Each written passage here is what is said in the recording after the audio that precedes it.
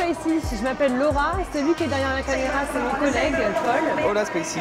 On a tous les deux 25 et 26 ans, on est journalistes, on est basé au Brésil depuis environ 1 an. Et là en ce moment on est en train de partir pour Manaus, on va prendre l'avion. Manaus ça se trouve au milieu de l'Amazonie.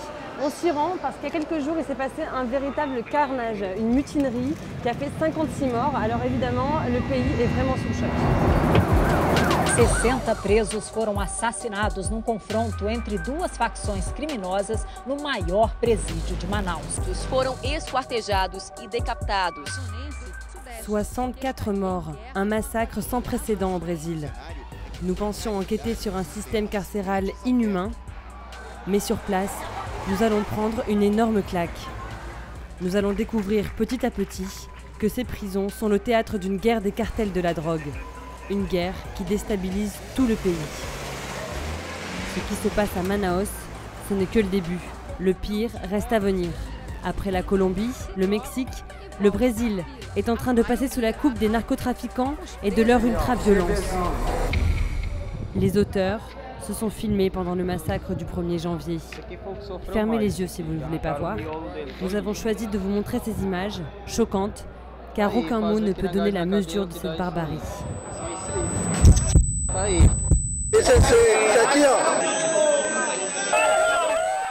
Les victimes ont été décapitées, éventrées, les bras, les jambes et les parties génitales coupées, ce qui reste des corps carbonisés.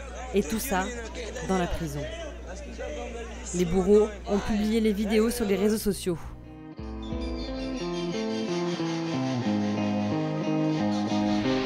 Au milieu de la plus grande forêt tropicale au monde, Manaus. Dès notre arrivée sur place, le premier chauffeur de taxi nous met dans l'ambiance. Vous avez entendu ce qu'il vient de dire, le taxi? Il a dit surtout le filme pas parce que c'est dangereux sinon pour moi. Por que perigoso, moço? Essas facções aqui, né, dominam a cidade aqui. Il est en train de raconter qu'en fait, il terrorise, les factions ça terrorise les gens ici quoi. Il peut rien dire, il veut pas qu'on le filme. On arrive à la morgue, là où tout a fini pour eux, là où commence notre enquête.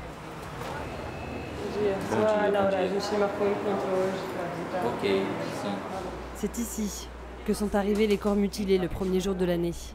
Les équipes de la police scientifique ont été les premières à mesurer l'ampleur du carnage. Nós já recebemos corpos nessas situações, só que nunca recebemos a quantidade que nós recebemos dessa vez.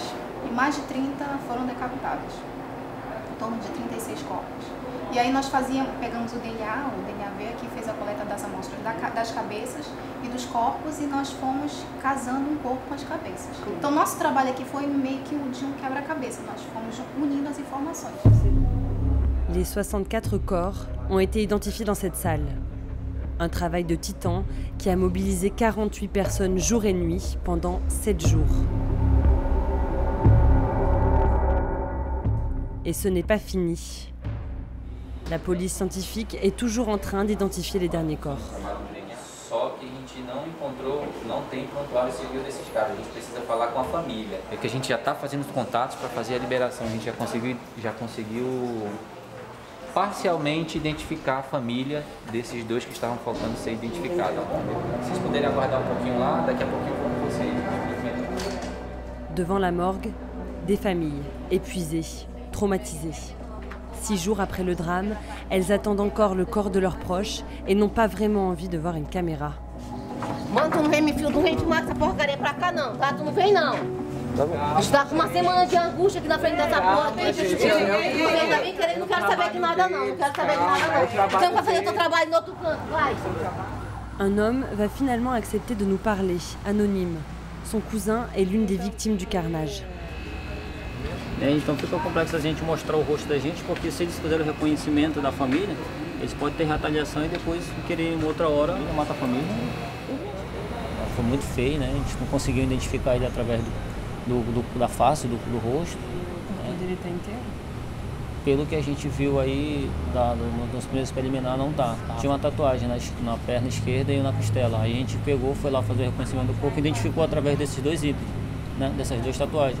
Et le restante ficou atrás des exames de DNA.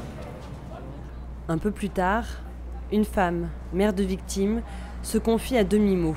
elle a des révélations à nous faire. Sei muita coisa da cadeia, coisas horrendas, coisas tristes. Eu tenho muita coisa para falar, mas não posso falar aqui. Vou enterrar agora meu filho e você pode me ligar à noite. A gente não pode te encontrar na sua casa, não? Não pode, porque o meu bairro ele é da facção FDN. A gente sofre represário, entendeu? Não pode levar, na verdade. Então você me fará isso essa noite no telefone. Isso. À la sortie de la morgue, le va-et-vient des cercueils ne cesse pas. C'est ici que les dépouilles reposent, dans le petit cimetière municipal, à 2 pas de la morgue. La plupart des familles n'avaient pas assez d'argent pour financer le rapatriement des corps. Les cérémonies sont discrètes, loin des regards. Dans cette région prise en otage par les cartels, on vit dans la peur et la méfiance.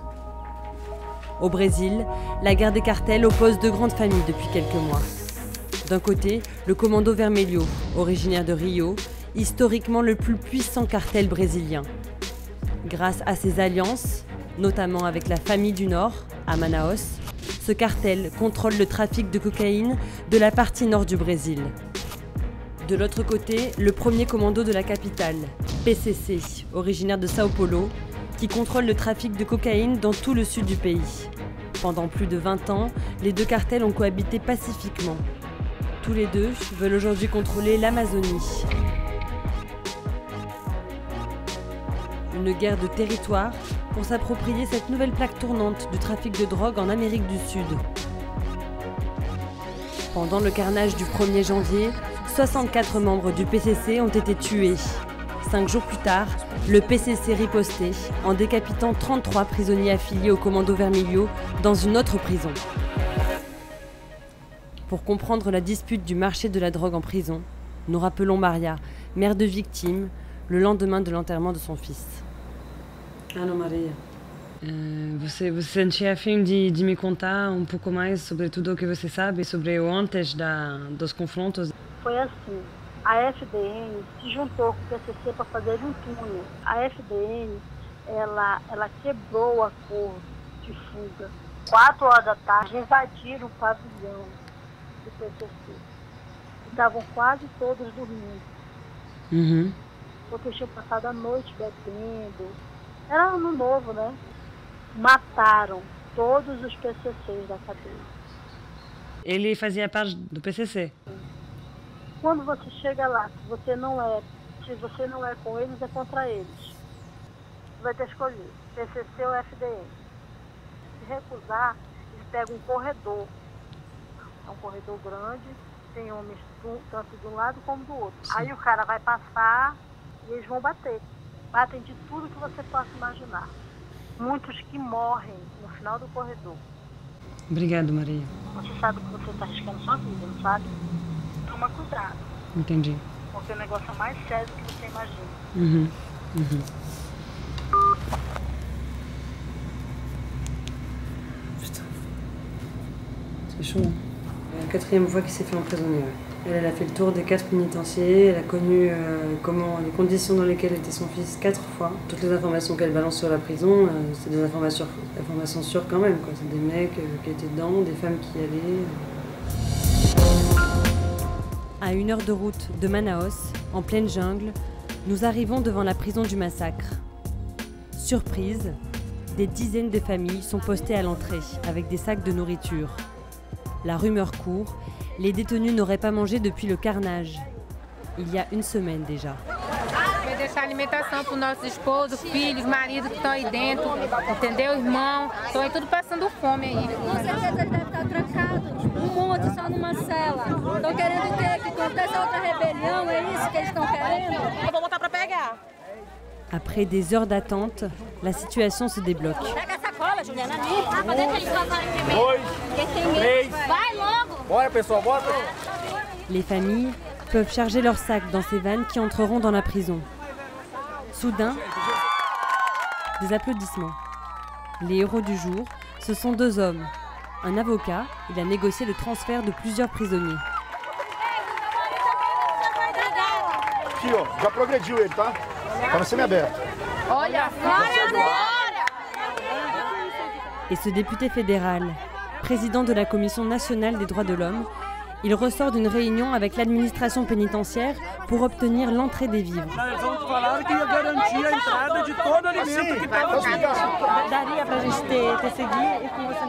João Siqueira est un homme très important et on ne va pas le lâcher.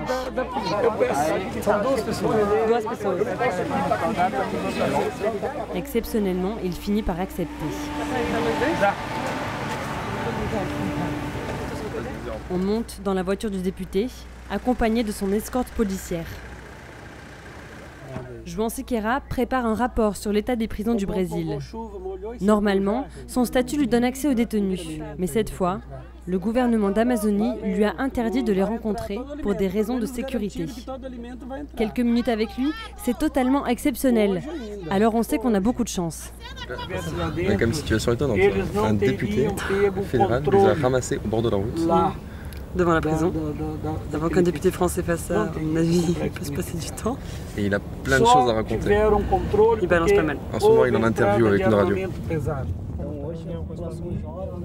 Presídio que tem uma cela que é para 8 pessoas, que tem 30 pessoas. Fosse zoológico, já tinha sido interditado. A capacidade de revolta do ser humano é muito maior. De indignação e de revolta, muito maior. Aí gera monstros. Infelizmente. Ele não tinha nem ciência, ele achava, agora eu não sei se ele deu. Avec 620 000 détenus, le Brésil est la 4e population carcérale au monde. Ces prisons débordent, elles sont devenues hors de contrôle, ou plutôt, les cartels ont pris le contrôle. Então, os presos hoje são disputados, homens e mulheres, pelas organizações criminosas. Então, essa organização criminosa que está lá dentro, que está cá fora, quando essa pessoa sai, ela sai com tarefas. Então, o que ela recebeu lá dentro foi doutrinação das organizações criminosas. Lá é uma reprodução do que está aqui fora. Todas as cidades são loteadas. Aquele morro tal é de tal. Essa cidade inteira é de tal facção. Então, o sistema está dominado pelas organizações criminosas. Quem tem o controle real são as facções e não o Estado, com a educação. Ces zones de non-droit, le député les dénonce ouvertement. Des révélations exceptionnelles venant d'un homme si haut placé. Se não tem participação, não tem conivência. De tolerar isso tudo. Mas não vamos de tolerar quem está lá preso controlando. Às vezes essa corrupção ela pega instâncias maiores, sim, de setor do judiciário, de setor do Ministério Público, dos políticos que estão na execução, seja do Poder Executivo, mas o Legislativo que às vezes pressiona por benefícios. Financiamento de campanha é um problema seríssimo. E você acha que isso é só Amazonas? Não, de jeito nenhum. Está no Rio Grande do Sul, está no Ceará, está no Nordeste, todo canto. Está em todo canto. Comment un tel massacre a-t-il pu être organisé à l'intérieur même d'une prison? Nous allons voir le seul homme qui a pu rentrer dans la prison le soir du massacre. Il était la seule autorité assez respectée par les prisonniers pour ne pas se faire tuer. C'est Carlos Valois. Juge d'application des peines, il connaissait personnellement les auteurs comme les victimes. Il a négocié la fin de la mutinerie et la libération des 12 gardiens otages. No lugar onde era para estar a guarda, tinha preso com arma. A gente ia atirando de cima como se fosse um forte. Aí os policiais foram com o escudo aqui. E eu fui atrás. Eles tinham um papelzinho, que eram as exigências. Que não houvesse transferência de preso para a penitenciária federal e que fosse respeitada a integridade física deles. Olha que ironia. Se você prestar atenção, todas as 4 exigências não são prévias à rebelião. São consequências da rebelião. É uma rebelião mesmo? Um massacre. É uma rebelião contra o sistema penitenciário? Não. Podia ter um objetivo de matar os outros? Podia ter um objetivo. Se é a polícia que vai verificar, não sou eu. Não tem noção. 10 pessoas não matam 56. 20 pessoas não matam 56. Né? 3. Quer dizer, então... Você está chutando que pelo menos 30 pessoas pelo mataram. menos, pois é. Mas isso que tem que investigar é a polícia, não sou eu. E você acha que eles estão dentro ainda ou estão fugindo? Não, estão dentro. Por que você acha que estão dentro? Eu acho que estão dentro. Por causa das fotos. Ainda. Isso aqui está circulando na internet. Aqui. Foto. Isso era quando? No dia da rébellion. Comment autant d'armes ont-elles pu arriver entre les mains des prisonniers? Ce n'est que lorsque le juge pense que notre caméra est éteinte que nous obtenons un début de réponse. No Natal, houve uma liberação maior de visita. Isso aí é raro. O normal é...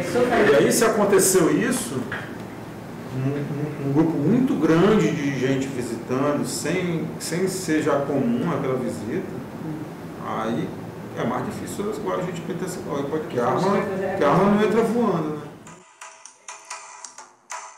Cette photo a été prise dans la prison avant le massacre. Des armes par dizaines, et cet homme, Garroch, célèbre figure de Manaus, l'un des lieutenants du cartel auteur du massacre, la famille du Nord. La faction a revendiqué ses crimes du 1er janvier par une chanson de funk. Aqui é o dizer, foi batido o martelo pra torar os PCC. É a família do norte botando o maior terror. Mas aqui é pelo certo e não há quarta safadeza. Foi mídia no mundo todo, arrancamos várias cabeças. La famille du Nord est née dans ce quartier pauvre de la banlieue de Manaus il y a 10 ans. Compensa, 87 000 habitants. Nous nous y rendons en caméra discrète. Impossible de rencontrer un membre du cartel, mais nous sommes parvenus à entrer en contact avec un habitant et à le convaincre de nous rencontrer chez un ami. Nous l'appellerons Paulo. Il n'a pas 30 ans, mais il a vu son quartier tomber sous la coupe du cartel. Voilà pourquoi aujourd'hui, pour la première fois, il raconte. Desafio para mim, porque eu nunca falei disso. Quem sabe muito morre. Paulo a toujours vécu à Compensa et côtoie les membres du cartel. Il était même invité à l'anniversaire du fondateur il y a 3 ans, Zé Roberto, parrain de la famille du Nord. C'est lui qui aurait ordonné le massacre selon la police, alors qu'il se trouve désormais en prison de haute sécurité à 3000 km d'ici. Esse é o Zé Roberto. Eu estava nessa festa. Uma festa luxuosa, muito boa. Muito glamour, tudo muito bom. Muita bebida boa, muita comida boa. Era uma pessoa comum, trabalhadora. Era um peixeiro, um homem que vendia peixe na feira. E descobriu uma forma de trazer droga para cá. E começou a vender. 7 anos atrás, quando criou uma dimensão maior, que eles começaram a traficar para outros países, para outro estado, começaram a cuidar da região norte, o bairro cresceu.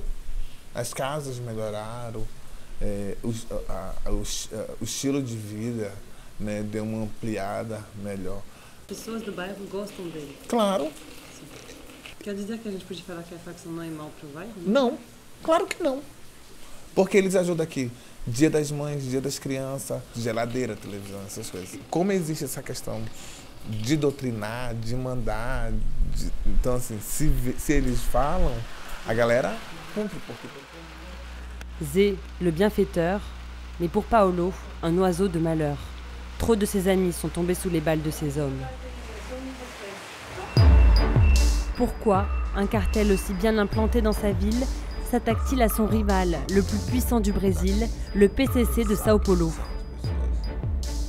Le ministre de la Sécurité publique d'Amazonie en personne a accepté de nous éclairer.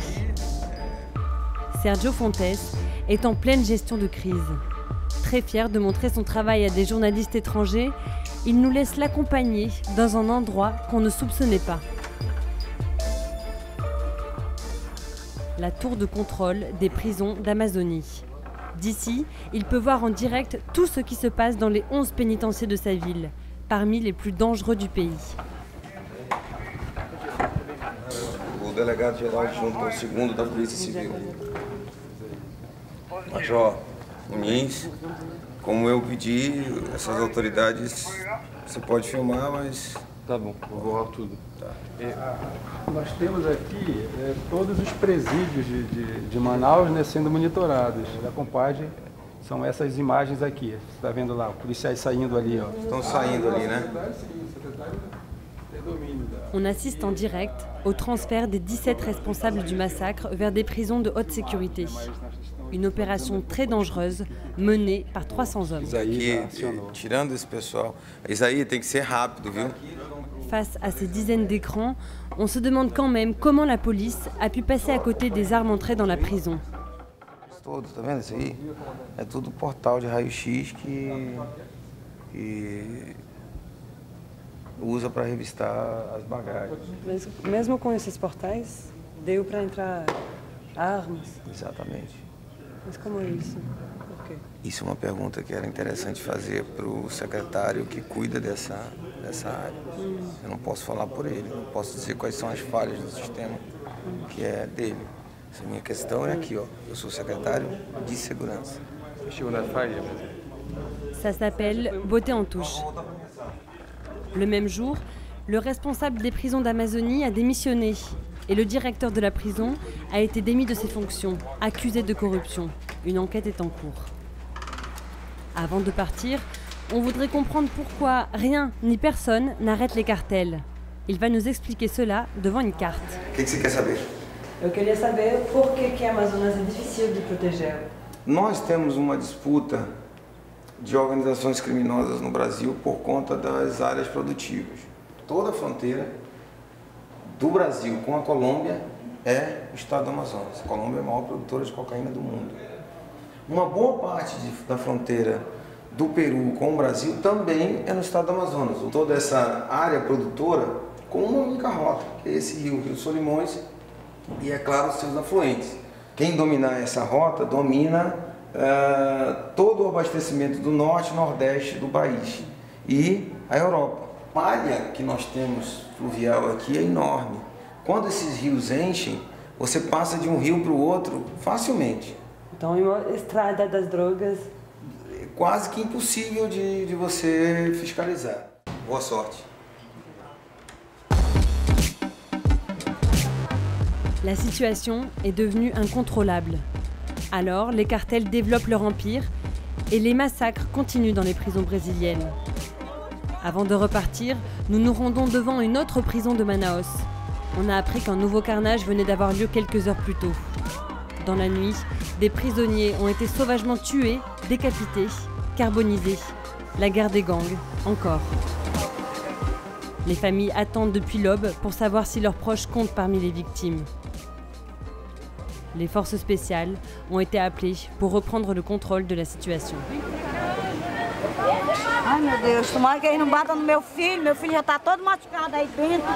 Deus já salvou ele 2 vezes, pelo amor de Deus, meu Deus do céu.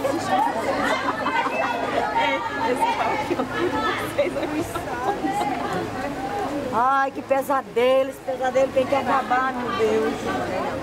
Sabe Deus se não é pra bater nos presos, mano. Já estão tudo machucados aí dentro.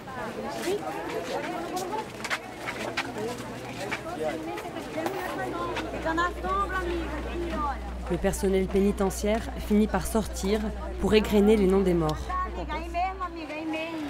Eu só preciso que a família desses seres se encaminhe até o IML. Dá para você falar um pouco mais alto? Pelo amor de Deus, fala mais alto. Fernando Gomes da Silva. Fernando Gomes da Silva. Aí, ó, bota a loura para falar. Fernando Gomes da Silva. Fernando Gomes da Silva. Dácio Castro de Souza. À l'instant où ils franchissent le pas de leur cellule, les prisonniers brésiliens deviennent des proies pour les groupes criminels organisés. Ils sont aujourd'hui leur chair à canon.